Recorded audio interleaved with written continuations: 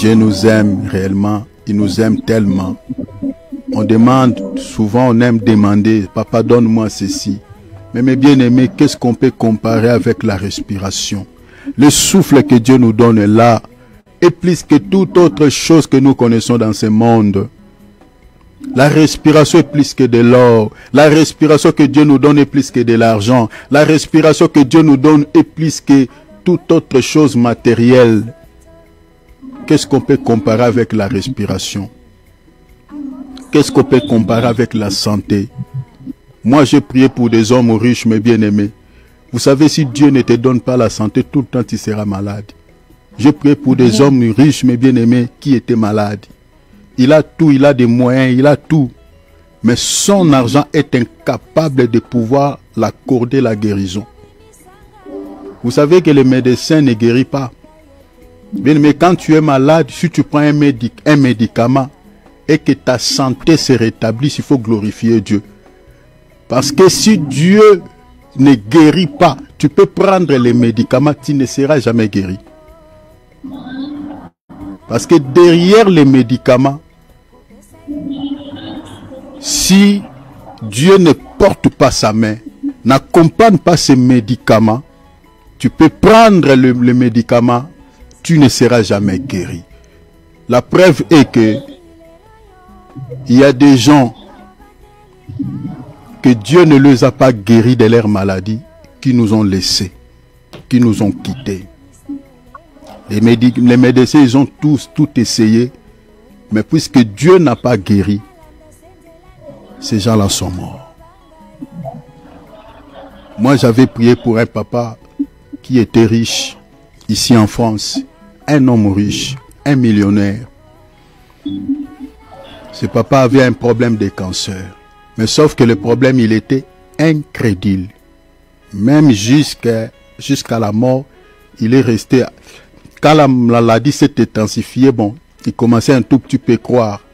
Mais le Seigneur m'avait dit qu'il est toujours incrédule. Parce qu'il fait semblant de croire pour être sauvé, pour être guéri. Il avait mis des paquets en jeu. On avait récupéré même de médecins à l'hôpital pour venir le soigner dans sa maison, chez lui. Mais puisque les guérisseurs ne lui avaient pas accordé la guérison, tous les efforts des médecins n'avaient abouti à rien, à fiasco. Le papa là nous a laissés, il est mort, il est décédé. Bien-aimés, des fois on ne réalise pas combien Dieu nous aime. Des fois on s'inquiète sur les choses qui nous troublent un peu la tête, sur les choses de ce monde. Si tu es en bonne santé, il faut glorifier Dieu, il faut bénir Dieu. Alors nous allons encore adorer notre Père. Alléluia. J'aimerais que quand tu adore Dieu à ta manière. Adore Dieu à ta manière, avec ta propre voix. Nous allons chanter, tu es digne. Rien ne peut nous séparer de Jésus. Rien ne peut nous séparer de son amour. Il est notre Père. Il est notre Dieu.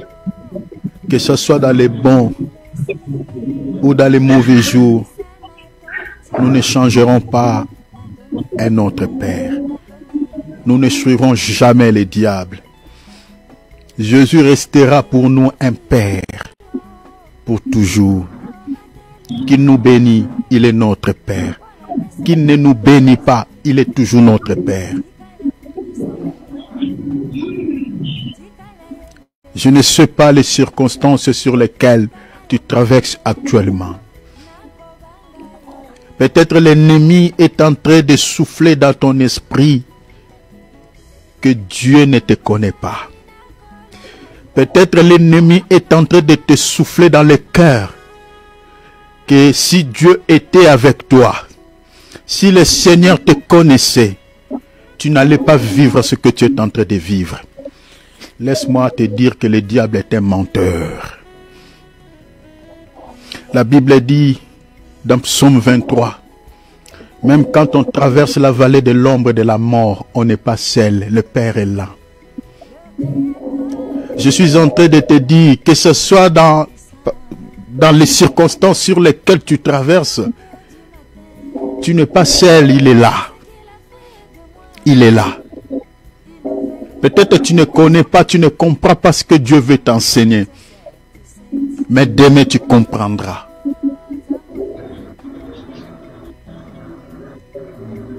La vie chrétienne qui n'a pas de épreuves n'existe pas. N'existe pas. Bien-aimé, si tu veux suivre Jésus, tu dois t'attendre aux épreuves. Tu dois te charger de ta croix. La croix, c'est l'image des épreuves. Même si tout semble bien dans ta vie aujourd'hui, mais les épreuves, c'est la case du départ si tu veux atteindre les canons. Sois fort. La situation sur laquelle tu traverses, sois fort. Jésus est là. Jésus est là. Psaume 23, Jésus est là. Dans la vallée de l'ombre et de la mort, il est là. Pourquoi tu n'arrives plus à prier? Pourquoi tu n'arrives plus à méditer la parole? Pourquoi ta vie d'intimité avec Dieu n'est plus comme avant?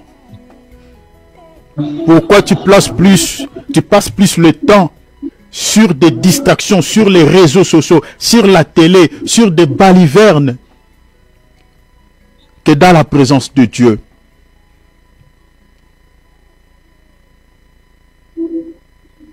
Le Seigneur est en train de te parler, mon frère. Le Seigneur est en train de s'adresser à toi, ma soeur. Regarde, le Seigneur me dit de te dire ceci. Prends ce passage d'Apocalypse. Le Seigneur est en train de parler à quelqu'un. Il te connaît. La situation sur laquelle que tu traverses est en train d'affaiblir ta foi. Mais regarde ce que Dieu te dit. Prends Apocalypse chapitre 2. Lis le verset 1er jusqu'au verset 5. Le Seigneur dit ceci. Je commence au verset 2. Je connais tes œuvres, ton travail et ta persévérance. Le Seigneur connaît tes œuvres, ta persévérance, ta foi. Il dit, je sais que tu ne peux supporter le méchant. Je sais que tu ne peux supporter le méchant. Et il dit, pardon, je ne vois pas bien ici dans la Bible, j'aimerais lire avec mon attel, parce que les écritures sont très petites. Souffrez un peu, je vais lire avec mon attel. Je suis dans le livre d'Apocalypse, chapitre 2, on lit à partir du verset 2 jusqu'au verset 5. Je répète, je connais tes œuvres, ton travail et ta persévérance. Je sais que tu ne peux supporter le méchant, que tu as prouvé ceux qui disent apôtres et qui ne le sont pas, et que tu les as trouvés menteurs, que tu as de la persévérance, que tu as souffert à cause de mon nom, et que tu n'étais point lassé. Mais ce que j'ai contre toi, le Seigneur connaît ta persévérance. Le Seigneur sait que tu n'as jamais abandonné. Tu as été fidèle avec lui. Et la preuve est que jusqu'à présent, tu continues à le suivre. Mais sauf que le Seigneur est contre toi. Pourquoi? Le Seigneur dit, c'est que tu as abandonné ton premier amour. Le Seigneur te reproche par rapport à l'amour que tu avais auparavant. L'amour pour la prière, l'amour pour la parole, l'amour pour le jeûne. Tu étais un homme de prière, une femme de prière. Tu prenais le temps avec Dieu. Mais le Seigneur, il te cherche. Il commence à te chercher comme Adam. Il ne te trouve plus sur ton poste. Tu n'es plus là. Tu n'es plus là. Tu n'es plus là. Oh, le Seigneur est en train de parler à quelqu'un. Il te parle. Cette parole de connaissance est pour toi, mon frère, ma soeur, et pour toi. Répands-toi, il dit, souviens-toi. Le Seigneur te dit, rappelle-toi. Souviens-toi donc d'où tu es tombé. Tu es tombé dans quoi? Sur les réseaux sociaux. Tu es tombé dans quoi? C'est les épreuves, la situation sur laquelle tu traverses qui a fait que tu ne sois plus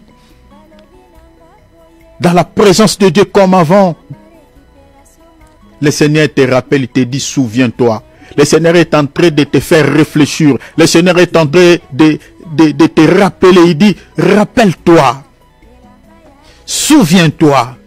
Il est en train de te conscientiser que ma fille, tu n'es plus comme avant. L'amour que tu avais pour moi, cet amour est en train de se diluer. L'amour pour la parole. Tu prenais le temps, tu méditais la Bible. L'amour pour les jeunes, l'amour pour la prière. Il dit, je n'ai pas oublié tout ce que tu as fait pour moi dans le passé. Tout ce que tu étais pour moi dans le passé, je n'ai rien oublié. Il a dit ça à partir du verset 2 jusqu'au verset 4. Mais il dit, mais il y a quelque chose que je trouve qui n'existe plus dans ton cœur. Le premier amour, cet amour-là, ces ailes-là que tu avais.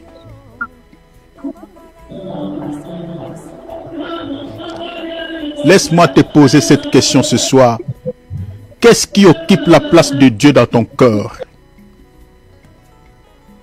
Qu'est-ce qui occupe la place du Seigneur dans ton cœur? Si c'est les réseaux sociaux, le Seigneur te dit, répands-toi d'où tu es tombé. Tu es tombé sur les réseaux sociaux. Si c'est la situation sur laquelle tu traverses, le Seigneur te dit, répands-toi. Et il dit, souviens-toi donc d'où tu es tombé. Répands-toi et pratique tes premières œuvres. Sinon, je viendrai à toi et j'ôterai ton chandelier et sa place à moi que tu ne te répandes. Le chandelier, c'est l'esprit que le Seigneur t'a fait cadeau. C'est le Saint-Esprit. Le Saint-Esprit est affligé. Mais le Seigneur te rappelle, il te dit, avant que mon esprit t'abandonne, avant que mon esprit te lâche, répands-toi.